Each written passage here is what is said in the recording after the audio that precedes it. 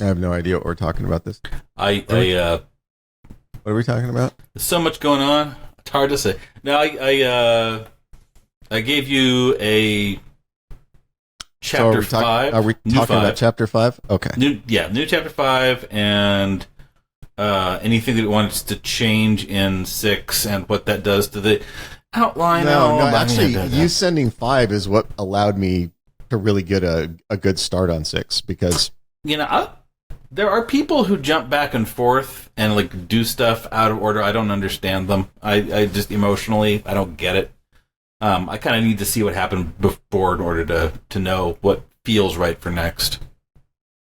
yeah, I had a note on something that I think we forgot to put in here. I find that entirely plausible.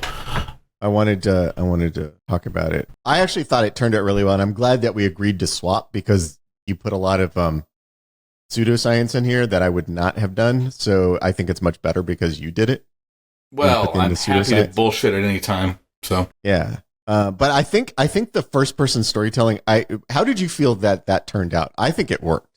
I mean, I like it. I think it's Okay. it's a weird voice, and the thing that I did throughout it was really treat it like a radio play.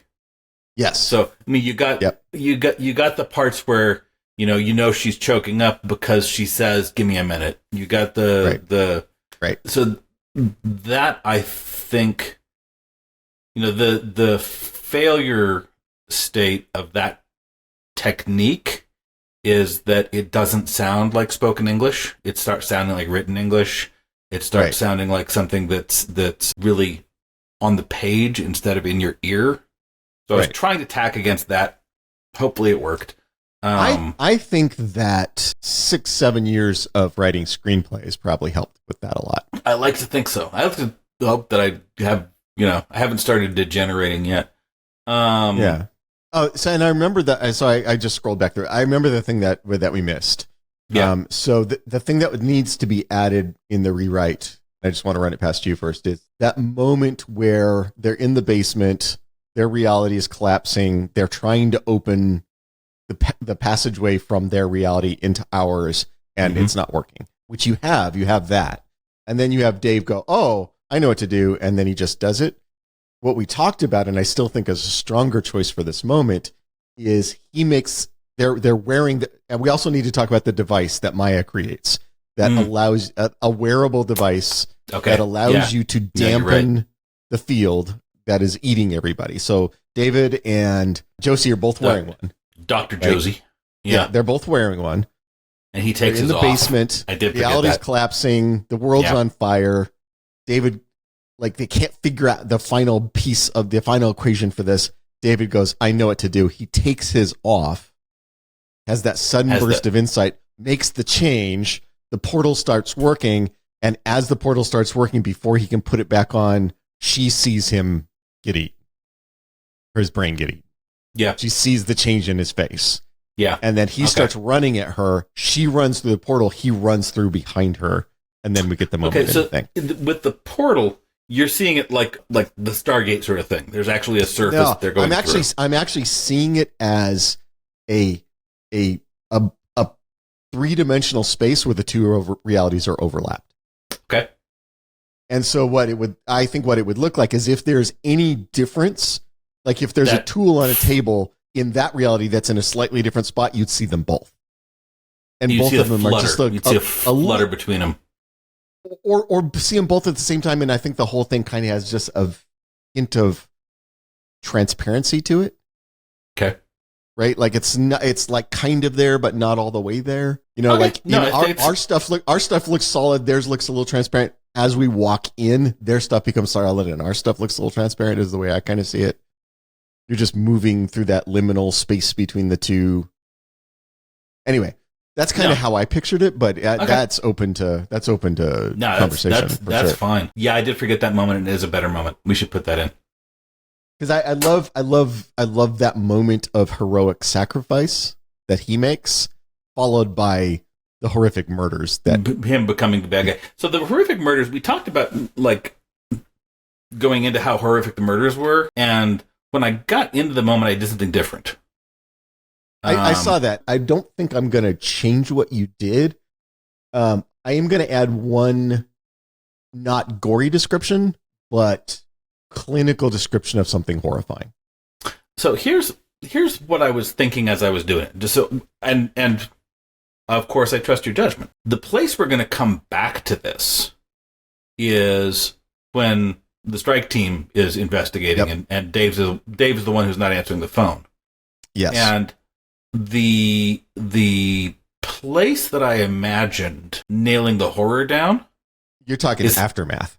I'm talking Aftermath. And having them come in and go, having the Blackwater Pinkerton guys, the guys who have seen and done it all, come in and go, oh, holy shit. Yeah. And from their emotional reaction to it, understanding how fucking awful it was. Yeah. You have Michael, who did multiple tours in the Middle East, right, in that room, and thinking about what Humvee looked like after an IED blew everybody apart, and the body being parts impressed, scattered, being and having a little bit of an emotional reaction to this. Yes, with all of that. No, in his I think that's strong. I think we definitely should do that. What I'm talking about is not a description of gore, but a description of the specific version I was thinking is Dr. Josie saying he started pulling them apart with his hands. Just, and not describing what that looked like, but just that, where it's enough to let our Josie know that there's horrific violence happening that she's not describing. And if we do that right before she said, I don't want to talk about that anymore. Yep. Yeah. Then okay. That's all I'm talking about. That's cool. Not a description of gore, but just a moment where she says he grabbed a bim and he started pulling him apart with his hands. And I don't want to talk about that anymore. Just that. Because that's going to conjure up an image in your head. And that's going to be way better than anything we could say. Right. And then when Michael gets there and sees the remains and goes, we'll see the other piece of it. Yeah. Yeah. And I think the less of that we put on the page, the more people are going to fill it in for themselves. Which that's always a good play. Okay, so that was my only big note on 5 was just that we need to add that piece in. Okay. And I mean, we hadn't nailed down the team, so I nailed down the team. Yeah. I added in Maya because I felt like we have one girl twice, but we only have one girl. So it was getting to be a lot of guys in that milieu. No, I like Maya. I think Maya's good. Well, and it cues her up for the drive to Arizona. Yeah. Oh, and so I got a late start because I didn't start working on 6 until you sent me 5, but I'm about halfway done. I can send you the half that I've got if you want, or I can just spend another day finishing it and send you the whole thing. You might as well spend another day to finish it. I mean, that's. Okay. I think if we had gotten 2 chapters done this week, that would have been fine. But I like the part where we can see what the other guy did first. I think it just works better. So okay, so sure. I'll finish up 6 and send that to you in the next day or two. Do we want to talk about 7? Sure, let's do that. What is 7 in our proposed timeline here? I believe it's 6 in our proposed timeline here. Let me take a look because we did that reordering. I'm writing 6. Yes, but 6 used to be the second half of 5. Because I fucked it up last time. I almost blew it. Our old outline is wrong. That's right. Yep. All right. Let me take a look what we have said we would do. Bum, bum, bum. All right. So it's Michael. Michael showing up in White Oak, talking to Farragut, talking to the parents, calls Leo for update, and gets sent back to Farragut to meet Josie. So you're queuing up Dr. Josie's plan to go use Barista Josie as evidence and force Farragut to take her seriously.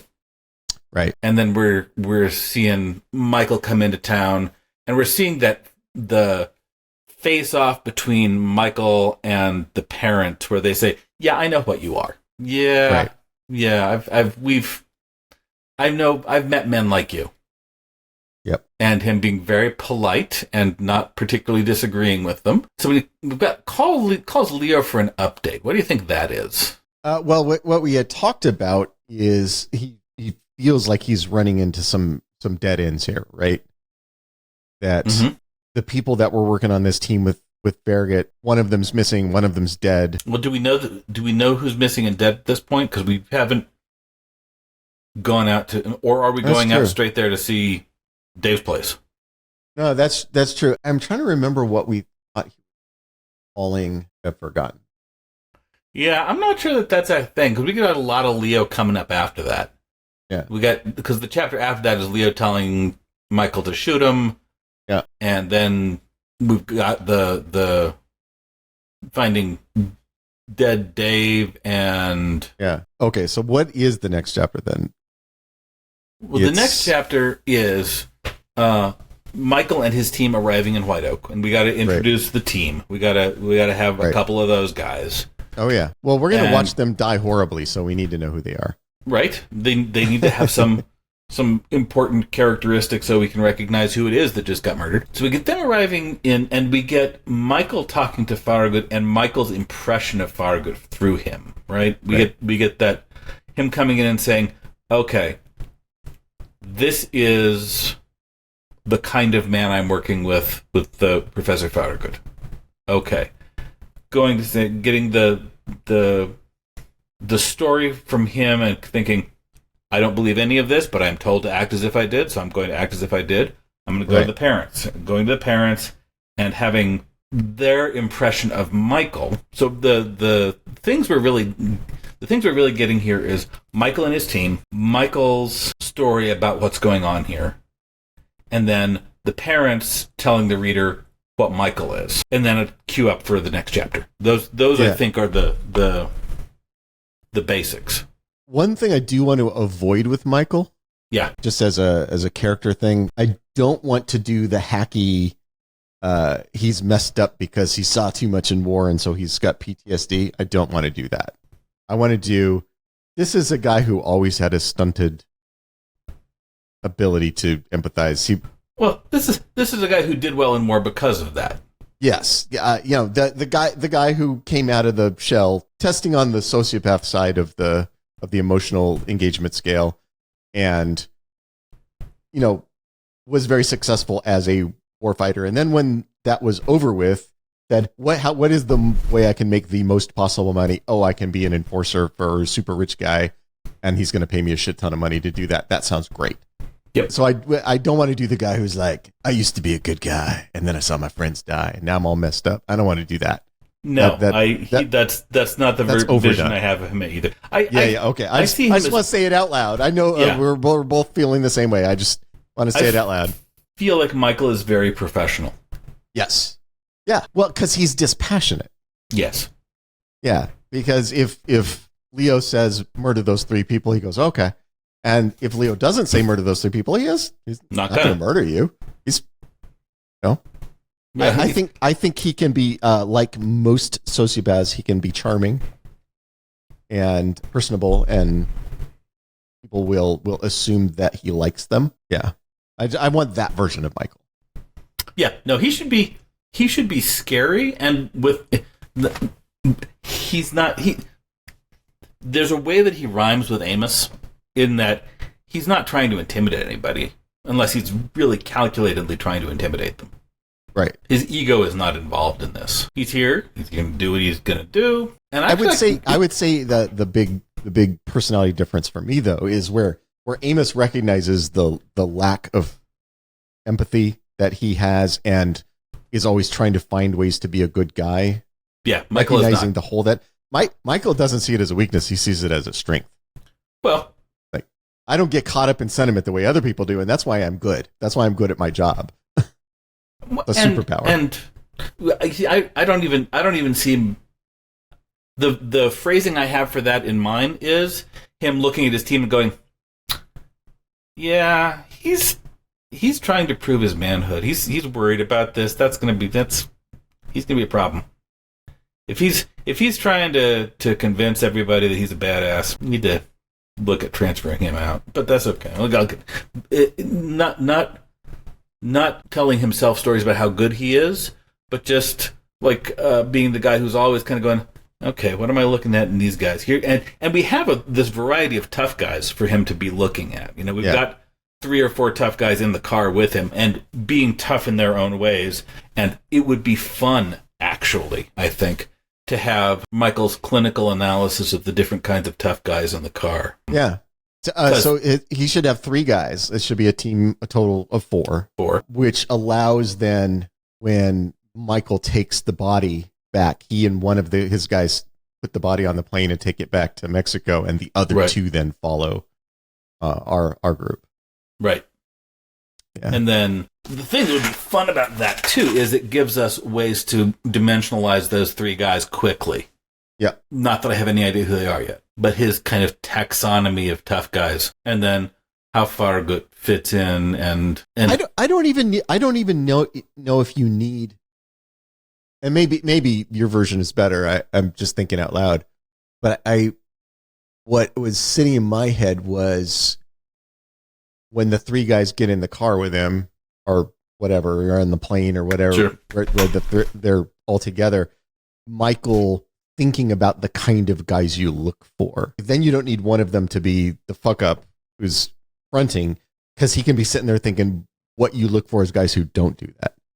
Guys who don't front. Guys who will, when the necessity arrives, pull a trigger because they were asked to pull a trigger, but aren't, real seekers. They're not. Yeah. They guys who aren't getting high off it. They're not getting high off of it. It's, people, and how you find those guys in the edges of the military. You find those guys by scouring through the guys who came out of the military and kind of miss that. Yeah. You a lot of them stay in the military, but they have jobs. So right. You can't hire them. They have jobs. Yeah. With the understanding that the 3 guys we're talking about need to not just be 3 representatives of the same version. No, they can have difference. But I mean, if you look at 4 guys in like a SEAL team, they can be very different personality wise and they can look very different, all that stuff. But the minute the mission starts, they all kind of turn into the same guy. Mm-hmm. That's the whole point of the training is everybody just sort of turns into that thing, because that's what they've trained you to turn into when the mission starts. Mm-hmm. Which is another interesting thing to talk about in that moment, because they can be in the car, they can be laughing, they can be giving each other shit, they can be talking shit about each other's girlfriends, whatever. And Michael can be thinking, when I flip the switch, these were all going to be the same person. They just turn into the same guy. Yeah, and that's what you hire. You hire people who have been trained to the point that there is a switch you can flip, and now they're just all the same guy. But that allows us to show both sides. If they're, if one of them's giving shit to the other guy about his girlfriend dumping him, and like that kind of macho ribbing is going on. And okay. And then we see Farragut. Farragut has a space in Michael's head, right?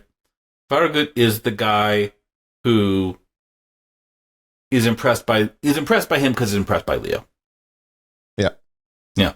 When he looks at me, he's seeing money and power, and he's going to think we're friends because he really wants to think we're friends, and it's easy to let him think we're friends, so we're going to think we're friends, and that's fine. He's the one who's predisposed to be very easy to work with, predisposed to want to please Michael.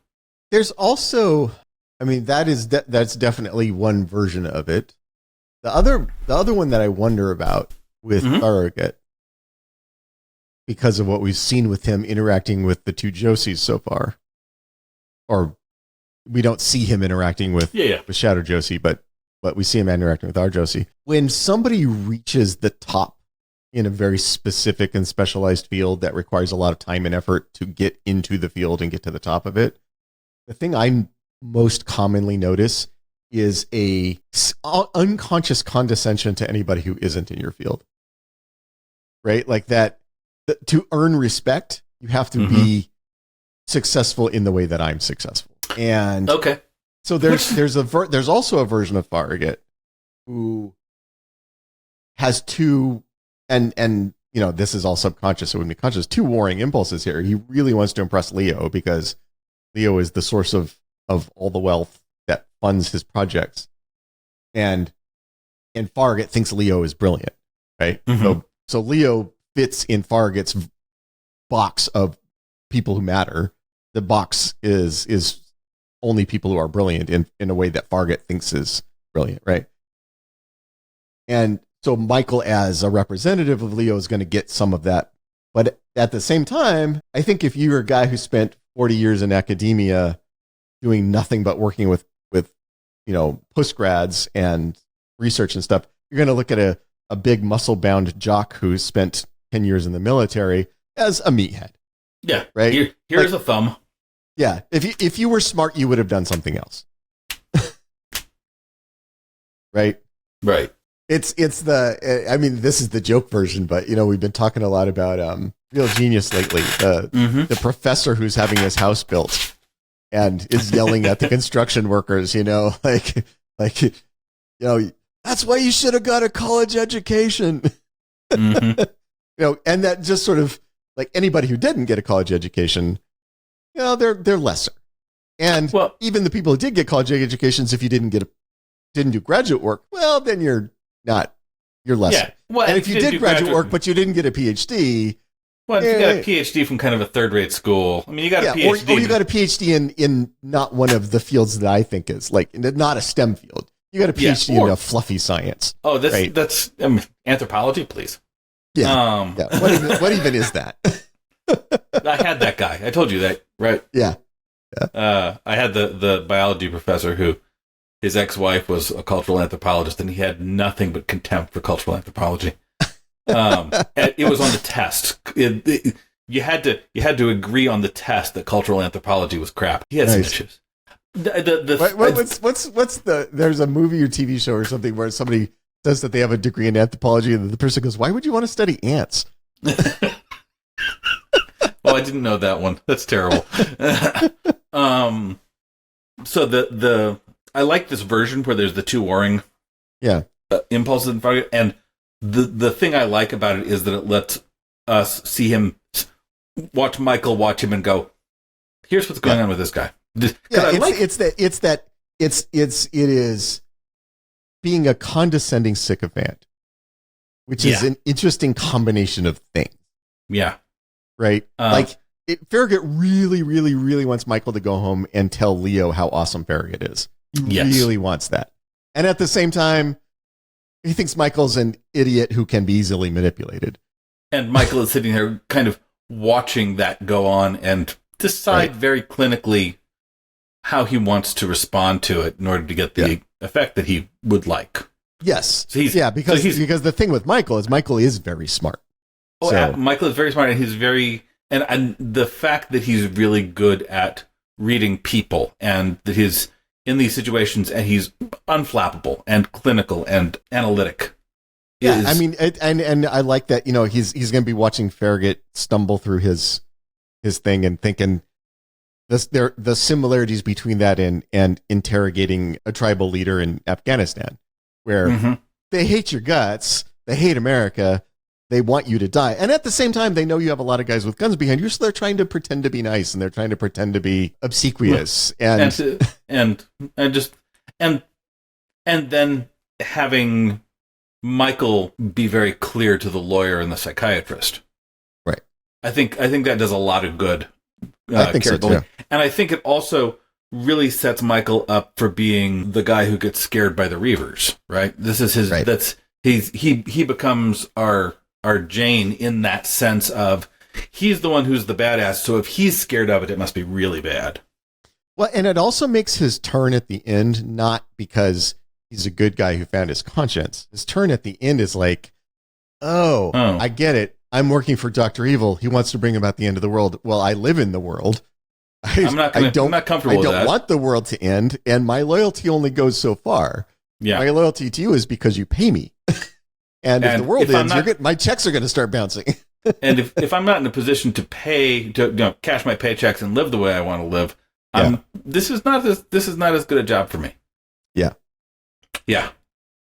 Okay, so this is so that chapter is Michael dissecting men like Michael. Yes. Michael dissecting Farragut. Yep. Michael being dissected by somebody outside.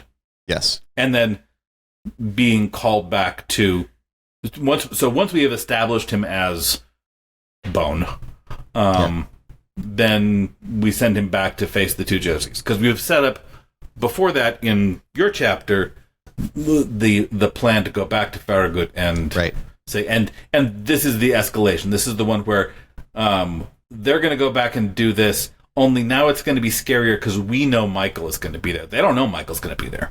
Right. So we know that they are going into danger in a way that they don't. Yep. Sounds good. I assume I am taking the Michael chapter in that sort of, tennis back and forth sort of way. Yeah. I mean, if you're comfortable with it.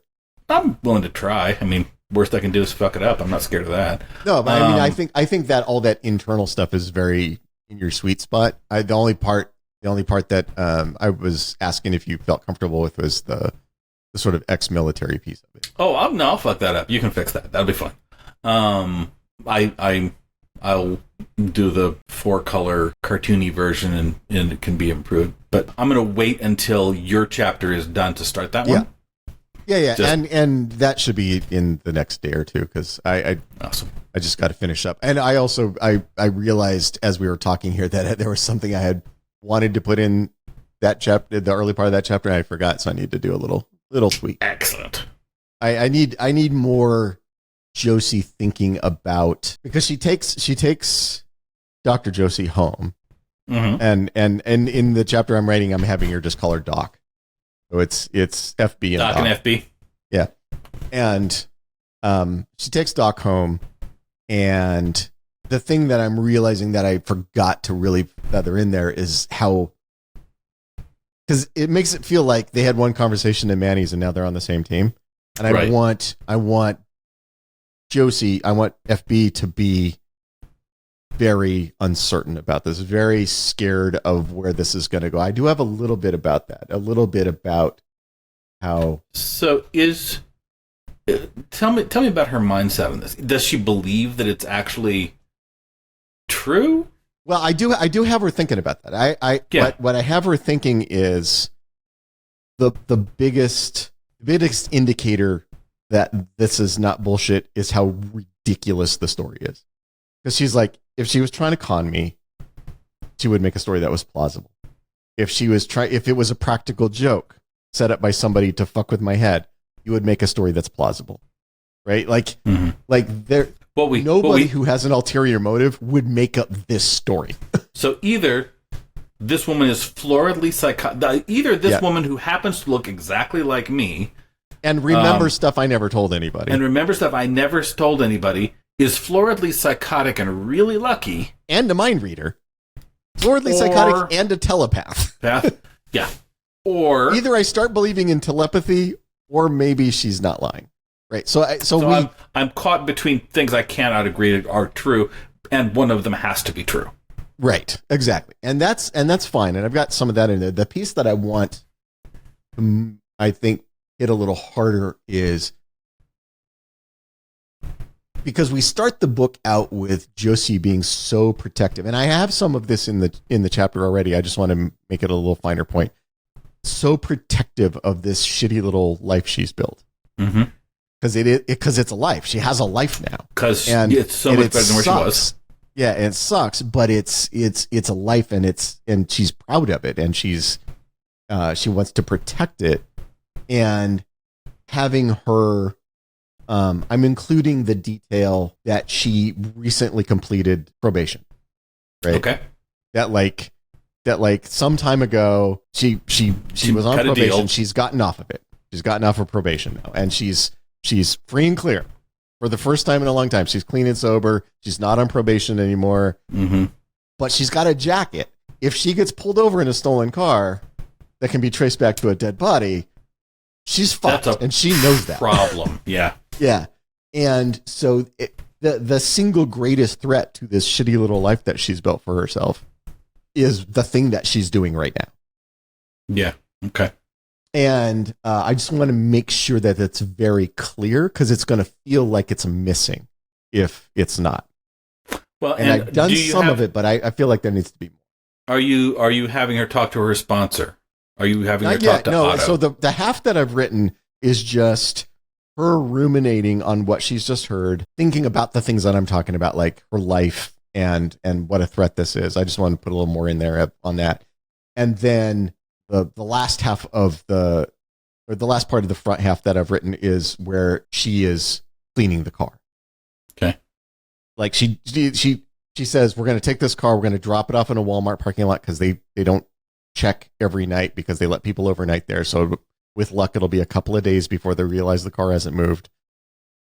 And I am going to go into the Walmart. I'm going to get a container of alcohol or bleach wet wipes, and I'm going to come back, and we're wiping down every interior surface of this car with a bleach wet wipe. Mm-hmm. And I'm wearing my N95 as I go in. Yeah, and explaining to Doc why she's doing that, because Doc doesn't know, right? And basically FB having the benefits of a criminal education, right? So FB going in, knowing how to avoid being recognized by the cameras, knowing where to park where you're not being seen, knowing paying with cash, all of that stuff that Doc wouldn't think. And it's funny you say that, because I actually have her pay with cash and think about don't leave a credit card receipt, don't leave a credit card trail, that kind of stuff. So that's the half that I've written, and I've written up to the point where she's letting Doc into her apartment and sort of seeing Doc's reaction to the apartment and seeing the grubbiness of the apartment in Doc's reaction. Yeah, is where I ended. So I need to do the rest. I need to do the conversation between the two of them in the apartment about what to do next. Doc going to sleep. That's the piece I have left, is that conversation and ending with them agreeing that they have to go see Farragut. So is there going to be a conversation with the sponsor? Is there going to be a conversation with Otto? I like that. So obviously I won't know until I start writing it, because I'm a little freeform when I write, but what the things that pop into my head as good ideas, and we'll see which one fits in the moment, is she and Doc are going to have a conversation about what to do. Doc's going to say, you have to come with me to Farragut. You'll be the proof. We'll go in there together. They can do DNA tests on us. They're going to see that we have exactly the same DNA. This is going to go a long way to proving my point. Josie's going to go, okay, why don't you get some sleep? We'll talk about it in the morning. But in principle, I agree with that as maybe the right thing to do.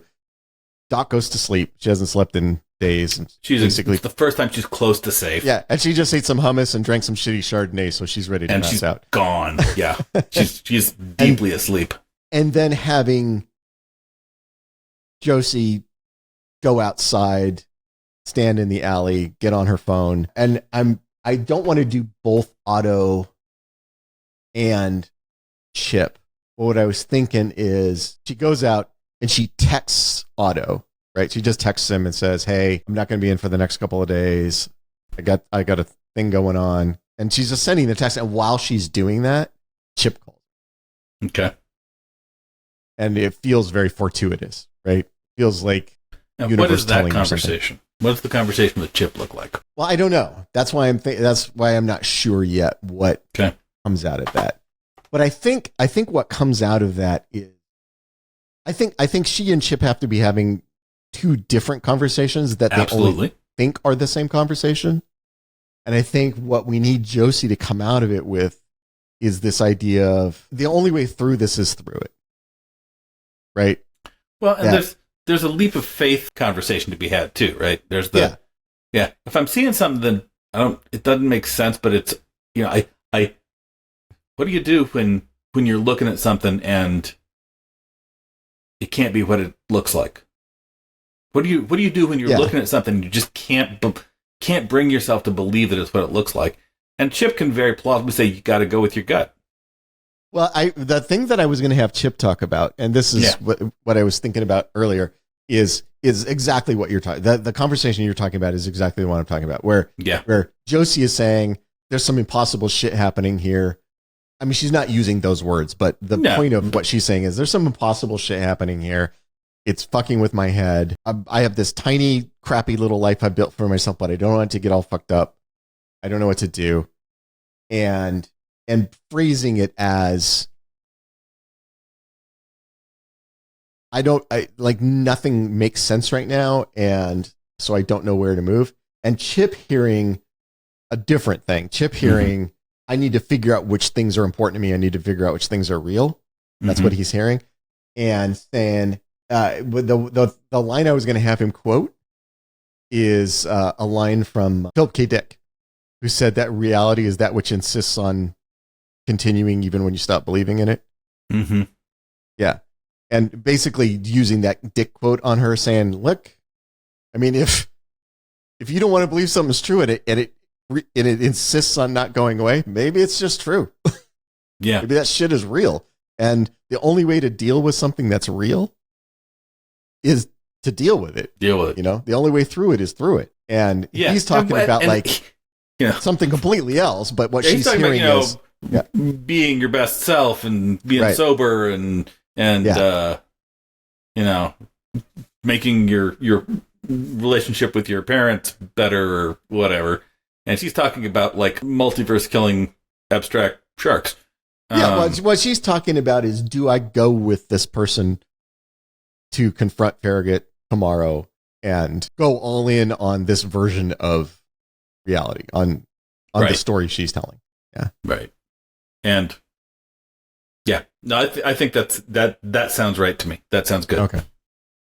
Well, that was what I was thinking about doing. So, let me get in there and see if it works. Okay. And I'll you do that, then send it to me, and I'll do mine. First half too. Okay. And then we'll circle back next week, and we're getting close to the end of Act 1. I mean, there's not. This is. I can see the end of Act 1 from here, so that's kind of cool. All right. Pick it up then.